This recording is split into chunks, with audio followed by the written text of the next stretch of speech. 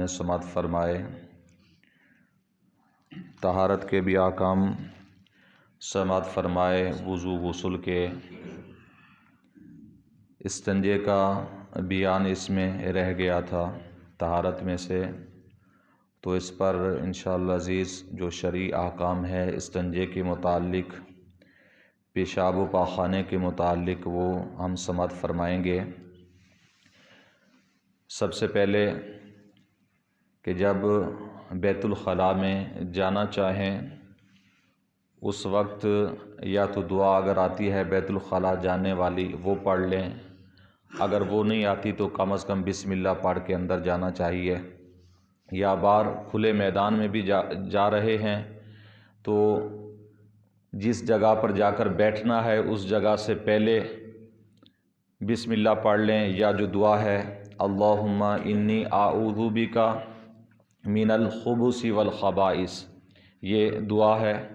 बैतुल ख़ला जाने की। अगर ये आती है तो ये पढ़ लें, अगर ये नहीं आती तो कम अज़ कम बिस्मिल्लाह पढ़ लें कि ये सुन्नत है। और जब बैतुल ख़ला में जाएं तो जैसा कि हम मस्जिद में दाखिल होते हैं तो मस्जिद में सीधा पाँव पहले अंदर रखते हैं और उल्टा पाँव बाद में रखते हैं, और निकलते हुए पहले उल्टा बाहर निकालते हैं और सीधा बाद में निकालते हैं। तो बैतुल ख़ला में इसका अक्स करना है, इसका उलट करना है, यानी बैतुल ख़ला में जाते वक्त उल्टा पाँव पहले अंदर करना है और सीधा बाद में अंदर करना है, और जब बैतुल ख़ला से निकलना है उस वक्त पहले सीधा पाँव निकालना है और बाद में उल्टा पाँव निकालना है। ये सुन्नत तरीका है बैतुल ख़ला में जाने का। और इसके अलावा पेशाब पाख़ाने के मुताल्लिक़ हमारे बुज़ुर्गान दीन ने फ़रमाया और अहादीस मुबारका के अंदर भी ये चीज़ें मौजूद हैं कि जब बैतुल ख़ला में पहुंच चुके हैं, चाहे चार दीवारी के अंदर हैं यानी बैतुल ख़ला बना हुआ है या किसी खुले मैदान में हैं, एक चीज़ का ज़रूरी ख्याल रखना है कि जो वाजिब है, लाजिम है, ज़रूरी है, वो ये है कि किबला की सिमत ना मुँह हो ना पीठ हो, चाहे चार दीवारी के अंदर हैं या चार दीवारी से बाहर हैं। बहरहाल इसकी इजाज़त नहीं है कि नबी करीम सल्लल्लाहु अलैहि वसल्लम ने सख्ती से इसका हुक्म दिया है कि किबला की सिमत पाख़ाने में पेशाब करते वक्त, इस्तंजा करते वक्त किबला की सिमत ना पीठ हो ना ही इस सिमत उसका मुँह हो। इसके अलावा जो दीगर सिमतें हैं इसके अंदर मुँह भी हो सकता है, पीठ भी हो सकती है, यानी शुमाल व जुनूब की तरफ पीठ भी कर सकते हैं, मुँह भी कर सकते हैं। इसमें से जिस तरह से भी चाहें कोई हर्ज नहीं है, लेकिन मशरिक़ व मगरिब का ख्याल रखना है। मगरिब का इसलिए कि हमारे यहाँ मगरिब की तरफ किबला है, तो जब किबला की तरफ हम मुँह नहीं करेंगे और मशरिक़ की तरफ अगर मुँह करना चाहे तो पीठ हो जाएगी किबला की सिमत, इसलिए कि मशरिक़ मगरिब की तरफ हमने ना मुँह करना है ना पीठ करना है। तो इसके अलावा शुमाल व जुनूब की तरफ हम मुँह भी कर सकते हैं, पीठ भी कर सकते हैं। ये वाज़ेह तौर पर बुखारी शरीफ के अंदर हमने इब्तिदा के अंदर हदीस मुबारका पढ़ी थी कि बुखारी की ये रिवायत है, नबी करीम सल्लल्लाहु अलैहि वसल्लम ने सख्ती से ये हुक्म दिया है कि किबला की सिमत मुँह भी नहीं करना और पीठ भी नहीं करनी, ये शरीयत का मसला है। और इसमें अगर कोई बंदा करता है तो वो जानबूझकर करता है, बार बार करता है तो गुनाहगार है। यहाँ तक हुक्म है कि पेशाब पाख़ाने के लिए बैठे हुए हैं और उसी वक्त याद आया कि मैंने मुँह तो किबला की सिमत किया हुआ है या पीठ की हुई है, तो हुक्म यह है कि फ़ौरन उसी वक्त फिर जाएं, तो उम्मीद है कि अल्लाह बख्श देगा, उम्मीद है कि अल्लाह मुआफ़ कर देगा। और अगर ऐसा नहीं है तो फिर इसका बहुत बड़ा गुनाह है। यहाँ तक बड़ा गुनाह है कि हमारे बुज़ुर्गान दीन ने फरमाया कि ऐसा शख्स कि जो किबला की सिमत मुँह करके पेशाब पाख़ाना करता है या पीठ करके करता है, ऐसे शख्स के पीछे नमाज नहीं होती।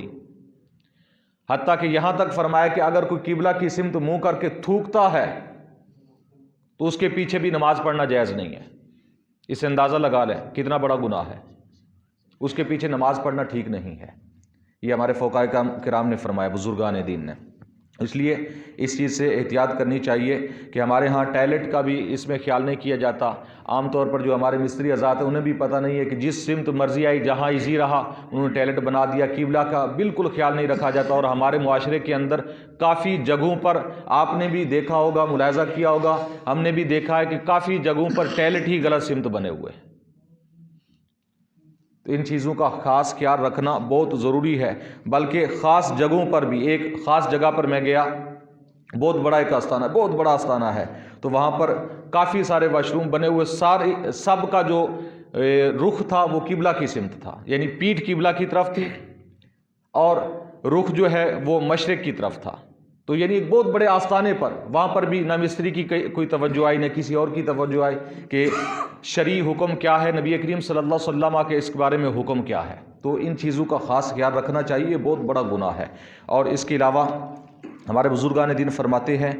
کہ ایسی جگہ پر پیشاب پاخانہ کرنا کہ جو عام گزرگاہ ہے،